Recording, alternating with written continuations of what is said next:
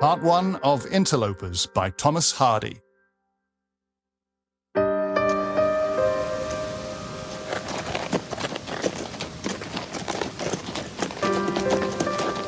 you feel you can meet your fate like a man, neighbour Darton?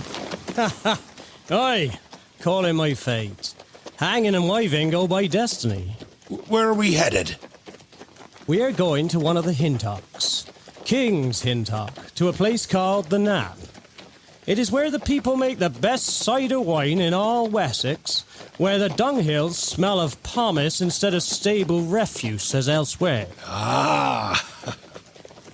Why I have decided to marry her is not only that I like her, but that I can do no better, even from a fairly practical point of view. That I might have looked higher is possibly true, though it is really all nonsense. I have experience enough of looking above me. I would be most pleased if you would consent to be my bride and wife. I cannot. But why can you not accept my offer? I cannot marry you. I just cannot. No more superior women for me, said I. You know when. Sally is a comely, independent, simple character with no makeup about her, who'll think me as much as superior to her as I used to think that well-you-know-who was to me. Aye. However, I shouldn't call Sally Hall simple. Primary, because no Sally is. Secondary, because if some could be, this one wouldn't. 'Tis a wrong denomination to apply to a woman, Charles, and affects me as your best man like cold water. 'Tis like recommending a stage play by saying there's neither murder, villainy, nor harm of any sort in it, when that's what you've paid your money to see. Well, may your opinion do you good. Mine's a different one. I hope that Sally has received what I sent her by courier today. Oh, what did you send? It is a dress. Not exactly a wedding dress, though she may use it as one as she likes. It is rather serviceable than showy, suitable for the winter weather. Good. Serviceable is a wise word in a bridegroom. I commend thee, Charles. For why should a woman dress up like a rope dancer because she's going to do the most solemn deed of her life? Except for dying. Faith, why? But she will, because she will, I suppose. Oh, this lane now forks into two. Which is our way? I am not sure. I have travelled this way, but not frequently. Ride on away more, Japheth.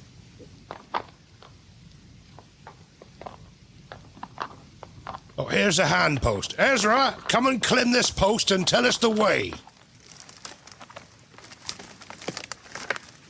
Oh. No, boy. Unstrap the basket so you'll smash up that wine. Was there ever less a head in a brainless world? Here, simple Ezzy, I'll do it.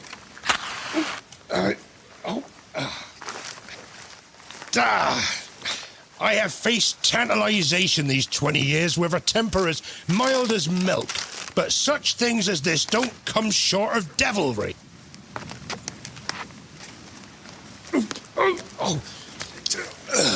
What's the matter? Well, not a single letter, sacred or heathen, not so much as would tell us the way to the town of Smoky Hole, ever should I sin to say it. Even the moss and the mildew have eaten away the words. Or we have arrived in a land where the natives have lost their art of writing. We should have brought our own compass like Christopher Columbus. Let us take the straight road. I shan't be sorry to get there. 'Tis a tiresome ride. I would have driven if I had known.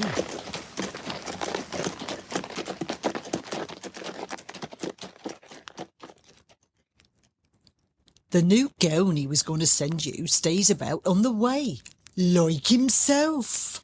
Yes, Mother. Not finished, I dare say. Lord, I shouldn't be amazed if it didn't come at all.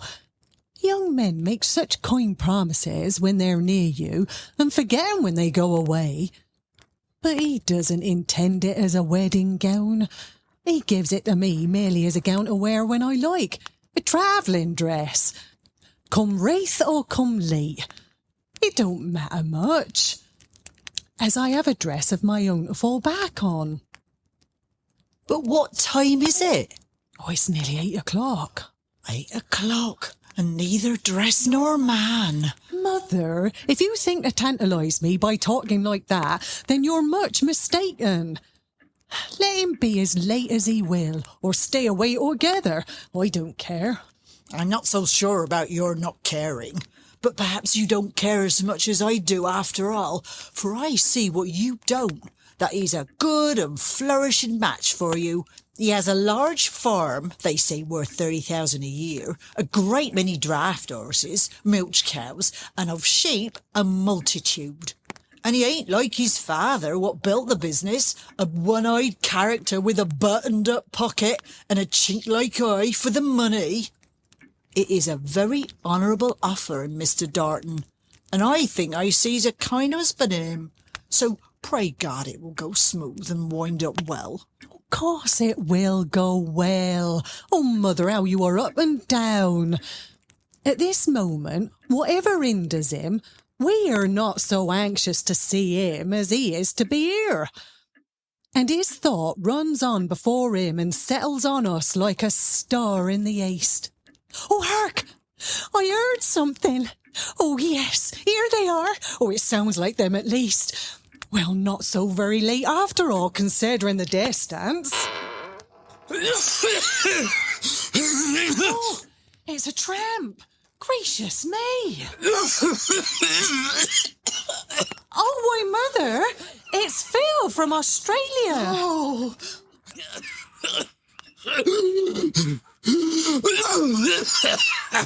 oh, Philip, are you ill? No, Mother. But for God's sake, how do you come here? And just now, too? Well, I am here. How it is, I hardly know. I've come here, Mother, because I was driven to it. Things were against me there, and went from bad to worse. Then why didn't you let us know? You've not writ a line for the last 2 or 3 years. No, I have not. I had hoped and thought I might fetch up again and be able to send good news. But I had to abandon that hope, and have come here from sheer necessity. Previously to making a new start. Yes, things are very bad for me. Very bad. Oh, sit ye down by the fire. Did you choose to come this particular night for a reason? For no reason. My arrival tonight is quite at random. But this room, the table laid, and you and your finery. What is going on? Sally is to be married in a day or two. Her intended, Mr. Darton, is coming here tonight with the groomsman, Mr. Johns. We thought it might be their step when we heard you. I see. Why indeed should I have come tonight? Such folk as I are not wanted at these times, naturally, and I have no business here spoiling other people's happiness. Phil, since you speak like that to me, I'll speak honestly to you. For these 3 years you have taken no thought for us. You left home with a good supply of money and strength and education, and you ought to make good use of it all. But you've come back like a beggar, and that you come in a very awkward time for us cannot be denied. Your return tonight may do us much harm, but mind, you are welcome to this home as long as it is mine. I don't wish to turn you adrift. We will make the most of a bad job. Oh, and I hope you are not seriously ill. Oh no. I only have this infernal cough. I think you had better go to bed at once. Well, I shall be out of the way there. Having ruined myself, don't let me ruin you by being seen in these togs, for heaven's sake. Who do you say Sally is to be married to? A farmer Darton? Yes, a gentleman farmer, quite a wealthy man, far better in station than she could have expected. It is a good thing altogether. Well done, little Sal. I ought to have written, but perhaps I have thought of you all the more. But let me get out of sight. I would rather jump in the river than be seen here. But have you anything to drink? I'm confoundedly thirsty with my long tramp. Yes, we will bring something. Aye, that will do nicely. But Sally and Mother, I have not told you all. Sad as what you see of me is, there's worse behind. Let 'em come. I don't care. Philip, tell the worst, and take your time. Well then, I am not the only one in this mess. Would to heaven that I were, but... Oh, Phil. I have a wife, as destitute as I. A wife? Unhappily.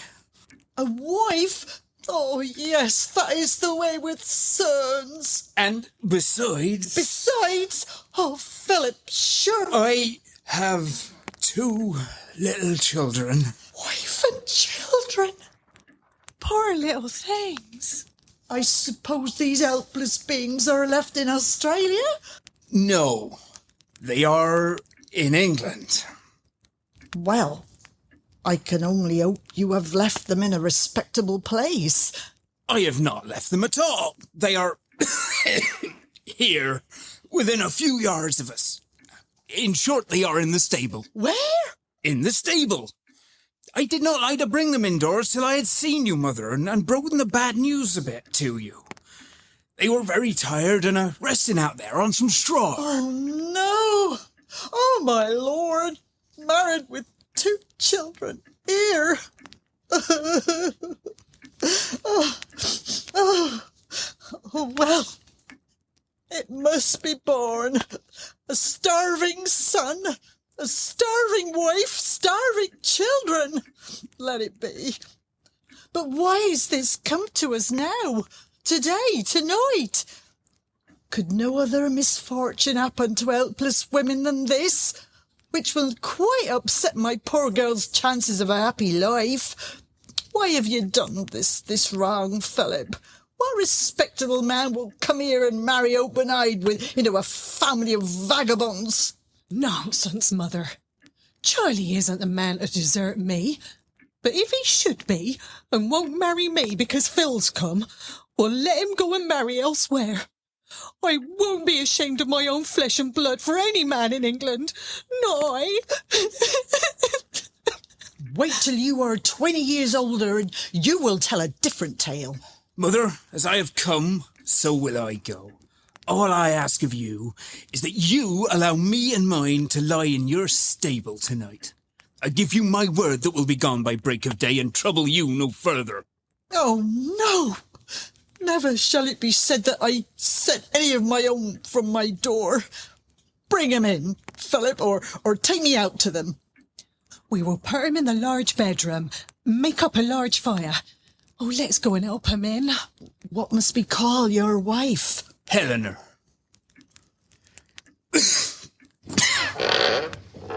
One minute before you go, I haven't confessed all.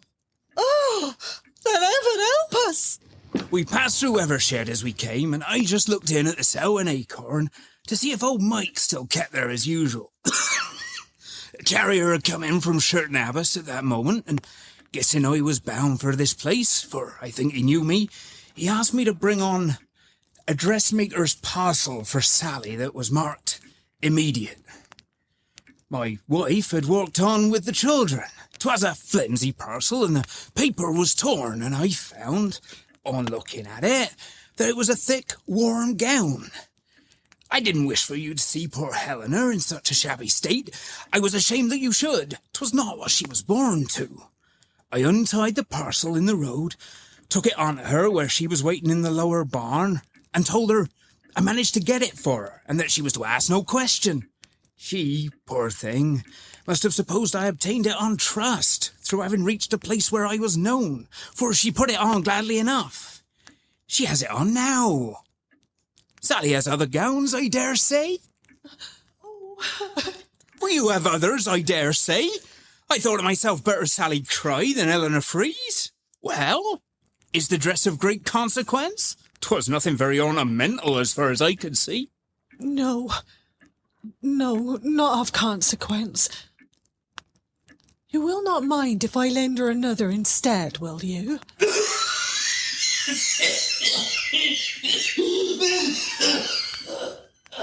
Oh, let us get him upstairs at once and fetch the unhappy new relations. My God, Eleanor, is that you? Charles Darton! What are you doing here? How? And why? Oh, Charles, we've come from Australia and are in such dire circumstances. It's so awful that... Helena! Mr. Darton? Oh, Mr. Darton! This is a roundabout way of arriving, you will say, my dear Mrs. Hall. But we lost our way, which made us late. I saw a light here and led in my horse at once. My friend Johns and my man have gone onward to the little inn with theirs, not to crowd you too much. No sooner had I entered than I saw that this lady had taken temporary residence and found I was intruding. She is my daughter-in-law. My son, too, is in the house, but he is gone to bed unwell. Why, who have we here also? Oh, come here, my little dears, come. And 2 children? My grandchildren. Mrs. Hall, I am pleased to meet you. And you are Sally? Yes. Come. Oh, let us all go in and make you bed and some supper.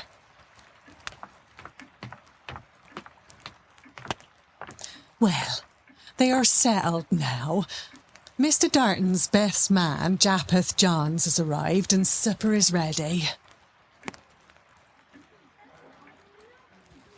Drink hearty, Mr. Johns. Drink hearty. Such as it is, there is plenty of. But perhaps cider wine is not to your taste, though there's body in it. Quite the contrary, ma'am. Quite the contrary. For though I inherit the malt liquor principle from my father, I am a cider drinker on my mother's side. She came from these parts, you know. And there's this to be said for it. 'Tis a more peaceful liquor, and don't lie about a man like your hotter drinks. With care, one may live on it 12 months, knocking down a neighbour or getting a black eye from an old acquaintance. What was happening in the stable just now? If the scene meant anything, it meant at least that my intended husband and sister-in-law have met before. It was clear that there had been no time for explanations. They still looked quietly amazed at each other's presence. Mr. Darton stares continually on the gown Eleanor is wearing, as if it were an added riddle to his confusion, though to me this is one feature in the case that is no mystery. Whatever Eleanor might know of Mr. Darton, she knows nothing of how the dress perplexes and embarrasses him. For him, he looks at her sometimes as if it were just about the clothes. But at other times, there is more. There is something here which needs explanation.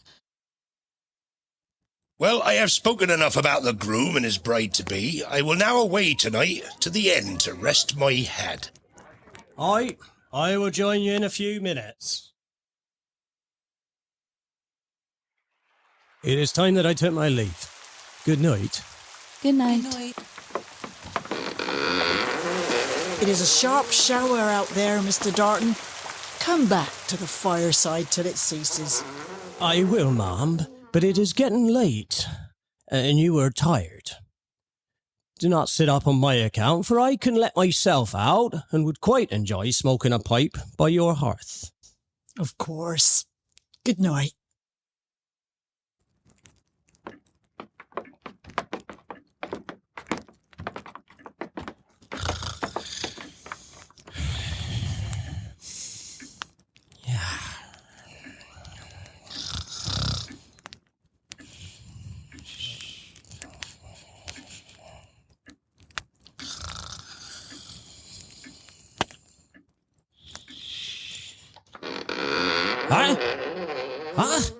Eleanor? I did not know you were here, Mr. Darton. I thought everyone had retired. I was coming to make a little water boil. My husband seems to be worse, but perhaps the kitchen fire can be lighted up again. Don't go on my account. By all means, put it on here as you intended. Allow me to help. No, thank you, sir. I can manage. Shall I call Sally? Oh no, we have given enough trouble already. We have no right here, but we are the sport of fate and we're obliged to come. No right here? None. I can't explain it now. This kettle is very slow. So, I am not to know anything of the mystery that has distracted me all the evening. How is it that a woman who refused me because, as I supposed, my position was not good enough for her taste, is found to be the wife of a man who seems to be worse off than I? He had the prior claim. What? You knew him at that time? Yes, and he went to Australia and sent for me and I joined him out there. Ah, that was the mystery. Please say no more. Whatever my errors, I have paid for them during the last 5 years. I am sorry from my soul. No, please keep away. Well, you might have been my wife if you had chosen. But that's all past and gone. However, if you are in any trouble or poverty, I shall be glad to be of service, and as your relation, I shall have a right to be. Does your uncle know of your distress? My uncle is dead. He left me without a farthing, and now we have 2 children to maintain. What? Left you nothing? How could he be so cruel as that? I disgraced myself in his eyes. Now, let me take care of the children, at least while you are so unsettled. You belong to another, so I cannot take care of you. Yes, you can. And you can since you seem to wish to. Oh, she no longer belongs to another. My poor brother is dead. What? I have heard it. You can protect her now as well as the children. I heard something, and I went into his room. Oh, it must have been the moment you left. He went off so quickly and weakly, and it was so unexpected that I couldn't even leave to call you. Let us go upstairs.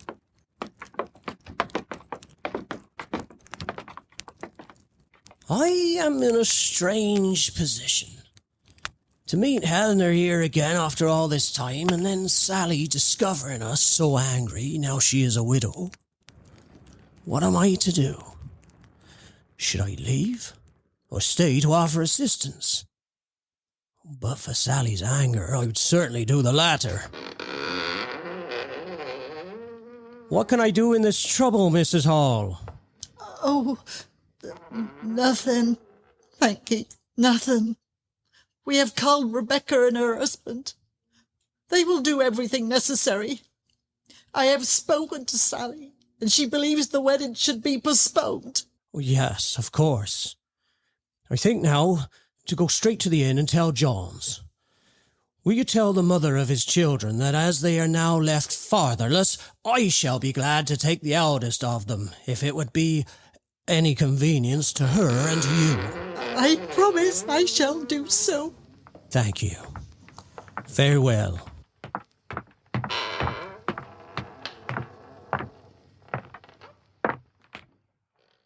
I just spoke to Mr. Darton.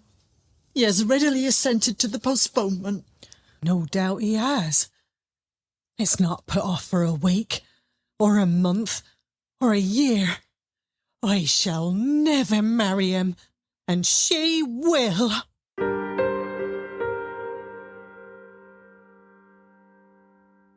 In part 1 of Interlopers by Thomas Hardy, Farmer Charles Darton was played by Ed Clark, Sally Hall by Lisa Nightingale, and Mrs. Hall by S.J. Vant. Mike Gravano was Japheth Johns, Emma Willett inhabited Helen Hall, and Richard Vince was a massively expectorant Philip Hall. All other parts were played by members of this cast. The piece was adapted and directed by Jim Newberry, with all sound and effects produced by the masterful Robbie Burgess. Interlopers is a joint production from Uptick Productions and Chatting Tracks.